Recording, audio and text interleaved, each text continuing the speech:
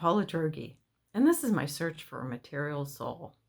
It started on the first day that was warm enough to walk outside without a coat. That is, you could walk outside without a coat and not be a university student. It always amazes me how university students will go out in all kinds of weathers, wearing their pajamas, maybe some flip-flops. But I'm a professor, so this was the first day that it was warm enough to go outside as a normal person. And it was the first day of spring break. When I moved to central Pennsylvania, it was rare that spring break would actually occur when it was warm enough to be actually spring. You had to go down to Cancun or Florida or something if you really wanted spring weather. But this was warm and it felt like spring. In recognition of this miracle, or climate apocalypse as it might be, I put aside the student essays comparing evolution and intelligent design and set off without a coat to take a tour around the neighborhood. But I couldn't leave my work behind. The assignment was to assess Nicholas Humphrey's speculation that perhaps a belief in intelligent design had evolutionary value. Humans who believe they are the products of a special creation may be more inclined to care for themselves and one another, thereby increasing the fitness of the species. Only a few students managed to grasp Humphrey's attempt to reconcile belief in evolution. All the rest adopted a simplistic position in favor of either evolution or intelligent design. One or the other. No compatible positions were conceivable. These dogmatic views, either in favor of science or religion, and the refusal to even recognize a possible synthesis, struck me as a frightening reflection of the polarized discourse about nearly everything worth discussing in the 21st century. Why is it always win or lose? Why is the search for wisdom turned into absolute conviction? It occurred to me that existentialist theology might be a way to open a space for questioning both science and religion. After many years defending a materialist theory of consciousness, I wanted to find a way to bring spirituality back into human experience. I wanted to find a material soul. I'm looking for a way to connect spirituality to reality, so to speak.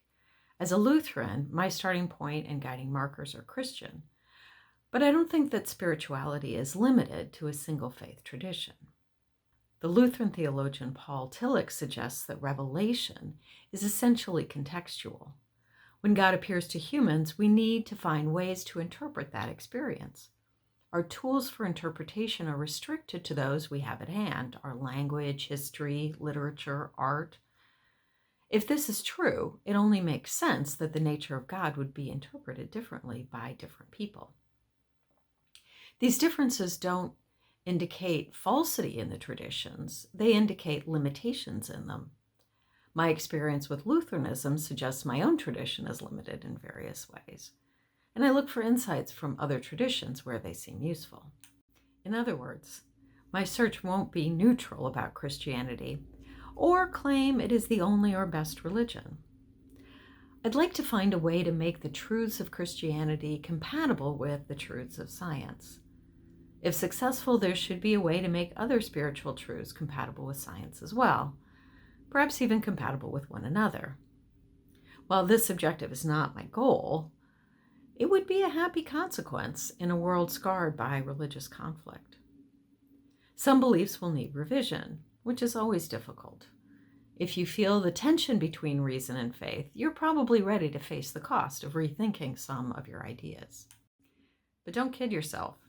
Thinking generates doubt, and doubt's frightening. Examining the basis of your faith is like pulling the floor out from under yourself to look at it more closely.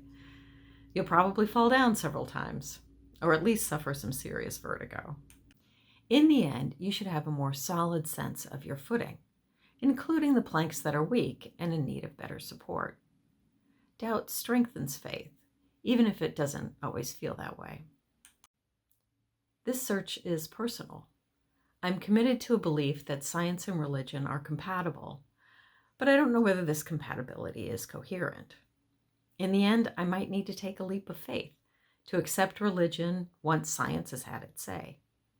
If so, I'll have a better sense of exactly what sort of leap is involved. But at least it won't be the sort of ostrich faith that has its believers deny obvious truths. Just how to reconcile those truths with the truths found in religion is the goal of this project. Here are some of the topics that I've been thinking about: the war of worldviews, setting science against religion, the problematic notion of God as omniscient creator, what faith involves, what science involves, how emotion figures in science and religion, whether life after death requires a physical soul. I'm sure other topics will come up, and I'm open to suggestion. I would very much like to have company on this search through conversation with people like you. So please leave a comment to let me know someone's out there. You might also want to check out my website. There's a link in the information below. I plan to post both a written and a video blog to reach both sorts of audience. Since I started thinking about science and spirituality, it seems like everyone else has started thinking about the topic as well. There are podcasts and news articles and varieties of scientific research. It seems that people are yearning for a connection to a power beyond themselves. Both this yearning and the power itself are things I'm interested in exploring. My sense is that the desire for connection is a fundamental feature of human nature, and we satisfy it in various ways.